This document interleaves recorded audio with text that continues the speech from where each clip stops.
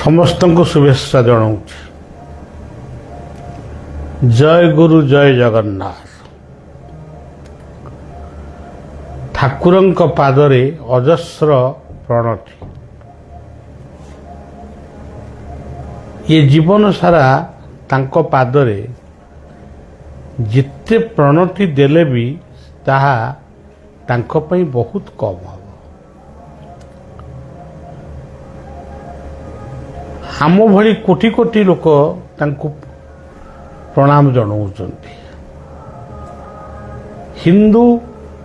ହିନ୍ଦୁ ମନ୍ତ୍ରରେ, ଇସଲାମ ମନ୍ତ୍ରରେ, ଖ୍ରୀଷ୍ଟିଆନ ମନ୍ତ୍ରରେ, ଶିଖମାନେ ଶିଖଙ୍କ ମନ୍ତ୍ରରେ, ବୁଦ୍ଧିଷ୍ଟମାନେ ବୁଦ୍ଧଙ୍କ ମନ୍ତ୍ରରେ, ସମସ୍ତେ ସମସ୍ତଙ୍କ ମନ୍ତ୍ରରେ ସେ ଠାକୁରଙ୍କୁ ପ୍ରାର୍ଥନା କରୁଛନ୍ତି। ତାହା ଯେ ବେଶୀ ହେଇଯାଉଛି ସେ କଥା ଭାବିବା ଉଚିତ। ଦେଖ ଏ ଯେତେ ନଦ ନଦୀ ପ୍ରବାହେ ମିଳନ୍ତି ଜଳଧି। ତେବେ ଯେତେବେଳେ ନଦ ନଦୀର ଜଳ ଗୁଡ଼ିକ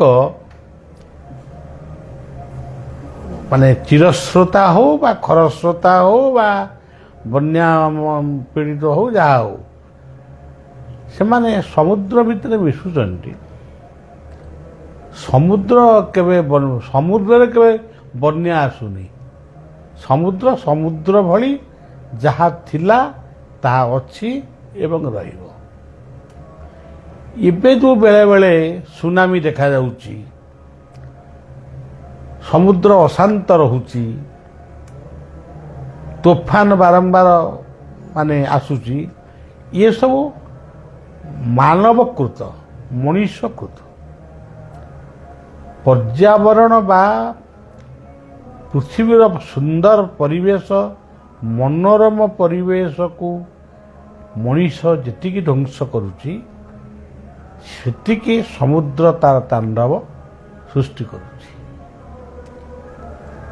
ଆମେ ଗଛଟିଏ ଲଗାଇବା ପାଇଁ ଆମକୁ କଷ୍ଟ, କିନ୍ତୁ ଗୋଟିଏ ମନ୍ଦିର ତୋଳିବା ପାଇଁ ଲକ୍ଷ ଲକ୍ଷ କୋଟି କୋଟି ଟଙ୍କା ଆମେ ଖର୍ଚ୍ଚ କରୁଛୁ। ସିଏ ମନ୍ଦିର ଆମକୁ ଅମ୍ଳଜାନ ଦେବନି। ସେ ମନ୍ଦିର ଭିତରେ ଯେଉଁ ମୂର୍ତ୍ତି ଅଛନ୍ତି, ସେ ମୂର୍ତ୍ତି ବି ଆମକୁ କଥା କହିବେନି। କିନ୍ତୁ ସେ ମୂର୍ତ୍ତି ଭିତରେ ଯେଉଁ ଶକ୍ତି ରହିଛି, ତାକୁ ମନ୍ଦିର ଭିତରେ ଡାକିଲେ ସେ ଯାହା କହିବ, ଯାହା କରିବ, ଆମ ଘର ଭିତରେ ବା ଶ୍ମଶାନରେ ଯେଉଁଠି ଡାକିଲେ ବି ସେ ସେଇ କଥା ସେ କରିବ। ସେଥିପାଇଁ ଶିବାନନ୍ଦ କହିଥିଲେ, जिसी देश में जिसी भेष में जिसी हाल में रहो, ରାଧା ରମନ ରାଧା ରମନ ରାଧା ରମନ କହ। ତୁମେ ଯେଉଁଠି ଥାଅ, ନଦୀ କୂଳରେ ବସିଛ ତାଙ୍କୁ ସ୍ମରଣ କଲ, ମନ୍ଦିର ଭିତରେ ସ୍ମରଣ କଲ, ମସଜିଦ ଭିତରେ ସ୍ମରଣ କଲ, ଚର୍ଚ୍ଚ ଭିତରେ ସ୍ମରଣ କଲ, କିନ୍ତୁ ସେ ଯେଉଁ ଶକ୍ତି, ସିଏ ତମ ପାଇଁ ପ୍ରେରଣାର ଉତ୍ସ, ସିଏ ତମର ସବୁ କିଛି। ସେଇ କଥାଟା ମଣିଷ ଆଜି ବୁଝିପାରୁନି। ଗଛଟିଏ ଲଗେଇବାକୁ କଷ୍ଟ, କିନ୍ତୁ କୋଟି କୋଟି ଟଙ୍କାର ମନ୍ଦିର ହେଉଛି। ଆପଣମାନେ ଦେଖନ୍ତୁ, ମୁଁ ଆପଣମାନଙ୍କୁ ଗୋଟିଏ କଥା କହୁଛି, ଜଗନ୍ନାଥ ମନ୍ଦିର କ'ଣ ପୃଥିବୀର ଅଭାବ ଅଛି? ପଶ୍ଚିମବଙ୍ଗରେ କ'ଣ ଅଭାବ ଅଛି? ଆପଣ ପଶ୍ଚିମବଙ୍ଗର କେବଳ କୋଲକାତା ସହରଟାକୁ ଆପଣ ବୁଲିକି ଦେଖିବେ, ବଙ୍ଗ ଉତ୍କଳ ମିଶିକିରି, ବଙ୍ଗୀୟ ବ୍ୟକ୍ତି ଉତ୍କଳୀୟ ବ୍ୟକ୍ତି ମିଶିକିରି, କେଉଁଠି ଉତ୍କଳୀୟ ମିଶିକିରି ଜଗନ୍ନାଥଙ୍କ ମନ୍ଦିର, କେତେ ମନ୍ଦିର ହେଇଛି। ପୁଣି ଗୋଟେ ବିବାଦ ଘେରକୁ ଆସିବା ପାଇଁ, ଚର୍ଚ୍ଚାକୁ ଆସିବା ପାଇଁ, ଦୀଘା ଭଳି ଗୋଟେ ପବିତ୍ର ସ୍ଥାନରେ, ଦୀଘା ଗୋଟେ ପବିତ୍ର ସ୍ଥାନ, କାରଣ ଯେହେତୁ ସେଠି ବଙ୍ଗୋପସାଗର ପ୍ରବାହିତ ହେଉଛି, ସେଠି ପୁଣି ଗୋଟେ ଜଗନ୍ନାଥ ମନ୍ଦିର ଆଉ ଗୋଟେ କରିବା କ'ଣ ଦରକାର? जदि से दीघा कूल जदि जगन्नाथ नाम गोटे उद्यान सृष्टि करा गोटे पार्क सृष्टि करा ताहले दर्शक माने चतुर्गुणित आकर्षित होता ये अनेक कथा रही अनेक जगह देखा जाउछि लोकों को खुशी करने मनरे भक्ति नहीं कि प्रेम नहीं कि प्रीति नहीं कि किसी नहीं गोटे मूर्ति गढ़ी रोचंती वर्षे के 2 वर्ष खंडे दिन फूलमाला के अनौना एवं तो आप जानी जन फुटबॉल खिलाड़ी मु तो कौ देश आसी मुझे ठीक भाव कही पारुनी आम देश को आसी किंतु आम देश को आसी सी हूँ महान कथा तांकर महानता जेहेतु भारत को आकर्षित होकर आसी तांको कौन टीवी परदारे देखी ही ना आपण को घरे घरे वर्तमान हाथ में गोटे 2टा 3टा मोबाइल फोन अच्छी मोबाइल भीतर तो सब आसूची रूपटा कौन देखी ही ना तांको देखिवाई लोक 10,000 15,000 टंकार टिकेट कर युवक कहते मु 10,000 टंका दे टिकेट कली कि विफल हेली मो मनटा दुख हो गला सी जदि बाबू मोर देखा हाँ मु कहती जे दुखटा कौन पे है सी आसवा द्वारा भारत पाकिस्तान कौन मिशीगला सी आसवा द्वारा कौन भारत अमेरिका चीन रो संपर्क आउरी वृद्धि है अपन देखंतु कोलकाता रेलवे स्टेशन माने एयरपोर्ट रे माने लोक देखा एते मड़ा दला चकटा हेले जे क्षत विक्षत हेले बंगाल मुख्यमंत्री आमर सी भी आम भारतीय सी पुणी से दला चकटा से जनता को क्षमा मागिले ताहले ये कौ प्रकार प्रीति तापर आम शुणिलु तांकर गोटे विराट मूर्ति कोटी कोटी टंकार खर्च हो गोटे मूर्ति है से मूर्ति क्या कि बर देव तांको मने रख तांको आदर्श को मने रख तांको चिंतन को मने रख तांको पई तुम गोटे हाँ गोटे किसी गोटे गोटे खाया पीवा हस खुशी कर से अलग से मूर्ति कल कई दिन से मूर्ति पूजा पाइबे तेणु सज्जन ये सब कथा हूँ वर्तमान आमर वर्तमान गोटे गोटे रोगर परिणत हो महापुरुष अच्युतंकर गोटे बाणी थिला विदेशी शासन विदेशी फैशन भारत रु हब मना किंतु कौ दिन से हब कही ना किए बुझे मु जानी किंतु कहीं मु देखुची विदेशी शासन आज भी आम भीतर अच्छी विदेशर फैशन आज भी आम अनुकरण करूँ स्वदेशी फैशन आम भीतर आकर्षित नुहे स्वधर्म प्रति आमर जी आंतरिकता नहीं आमे स्वधर्मे निधन श्रेय परधर्म भयावा एक जानिक आमे विदेश कथा विदेश खाद्य विदेशर पोशाक विदेशर चलनी विदेशर भाषा ताकू ही आमे अपनार करी नौछु तेणु ठाकुर बोली जो शब्द से शब्दर महानता आमे प्रकृत बुझीनु प्रथमटी होची ठ ये ठटी होची अखंड मंडलाकार व्याप्तं जेन चराचरम ତତ୍ପଦଂ ଦର୍ଶିତଂ ଯେନ ତସ୍ମୈ ଶ୍ରୀ ଗୁରବେ ନମଃ। ଇଏ ହେଉଛି ଠ। ଆତ୍ମା ଯେ ଅତି ନିଜର,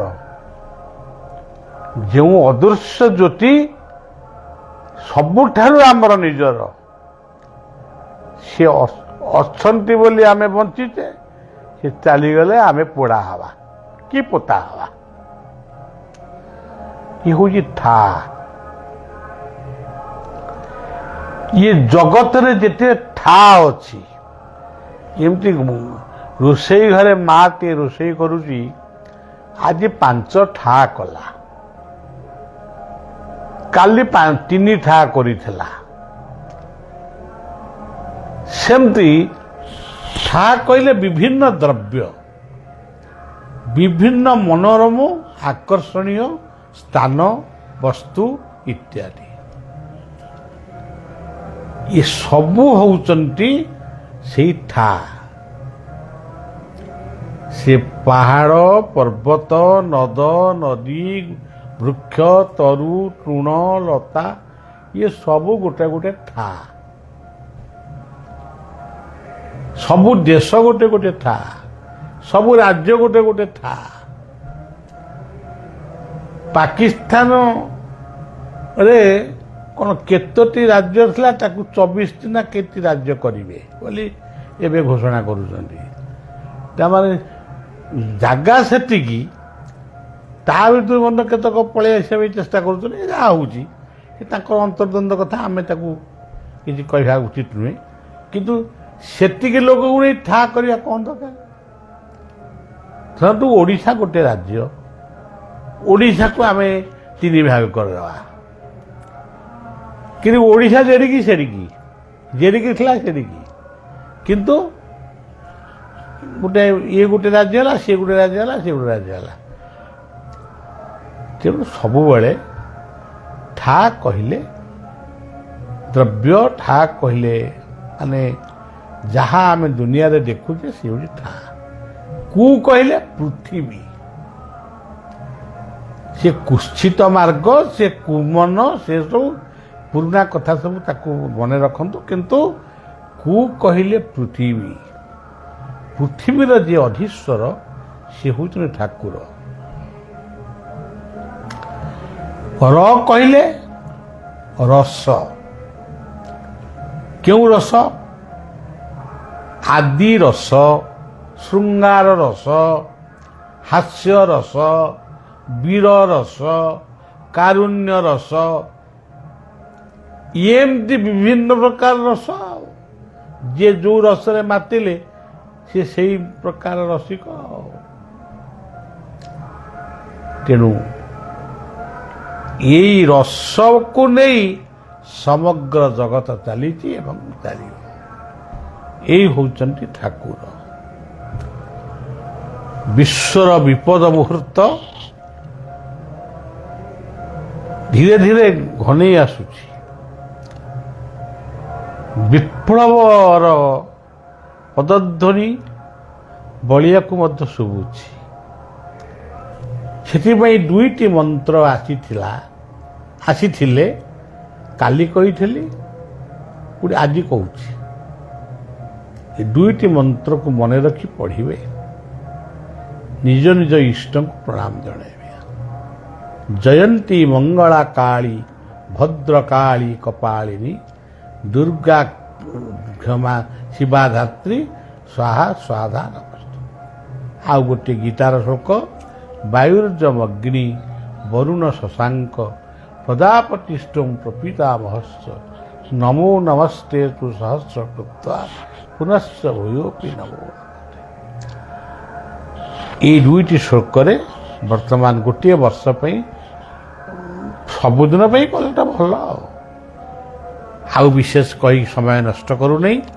ପର୍ଯ୍ୟାବରଣ ପ୍ରତି, ପରିବେଶ ପ୍ରତି ସଚେତନ ହୁଅନ୍ତୁ। ବିପ୍ଳବ କରି ଶିଖନ୍ତୁ। ଯେଉଁ ବିପ୍ଳବ ହେଉଛି ସବୁଜ ବିପ୍ଳବ, ପ୍ରେମର ବିପ୍ଳବ।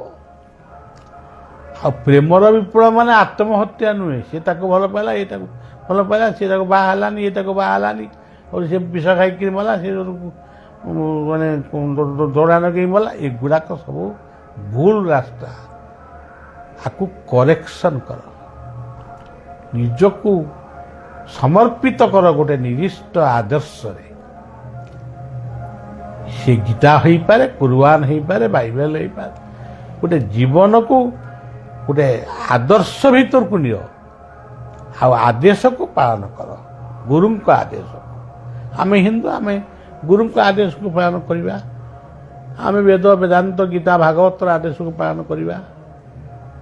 ଆଉ ଆମେ ଏସବୁ ନ କରି ଆତ୍ମହତ୍ୟା କରିବା। କିଏ କାହାକୁ ସ୍ୱାମୀ ମାରିଦେଲାଣି ନା ସ୍ତ୍ରୀ କି, ସ୍ତ୍ରୀ ମାରି ଦେଉଛି ସ୍ୱାମୀ କି, ଇଏ କ'ଣ? କିଏ ନିଜର ସନ୍ତାନମାନଙ୍କୁ ନେଇ କୁଆଡ଼େ ପଳାଉଛନ୍ତି, ଏଗୁଡ଼ା ସବୁ କ'ଣ? ଏସବୁ କେଉଁ ବହିରେ ଲେଖା ଅଛି? ଆତ୍ମହତ୍ୟା ମହାପାପ।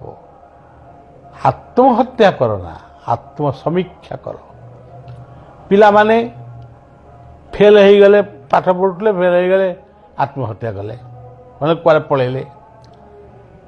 ହେ ଯୁବକ ଯୁବତୀମାନେ, ମୋର ପୁଅ ଝିଅ ଭଳି ମୁଁ ସେମାନଙ୍କୁ ନିବେଦନ କରୁଛି, ଆତ୍ମସମୀକ୍ଷା କର। ମୁଁ କାହିଁକି ଫେଲ୍ ହେଲି? ଏମିତିକି ଖେଳପ୍ରେମୀମାନେ ଯଦି ଭାରତ ହାରିଗଲା, ମୁଁ ଗୋଟେ ଦୁଇଟା ଜାଗାରୁ ଶୁଣିଛି ସେ ଆତ୍ମହତ୍ୟା କରୁଛନ୍ତି।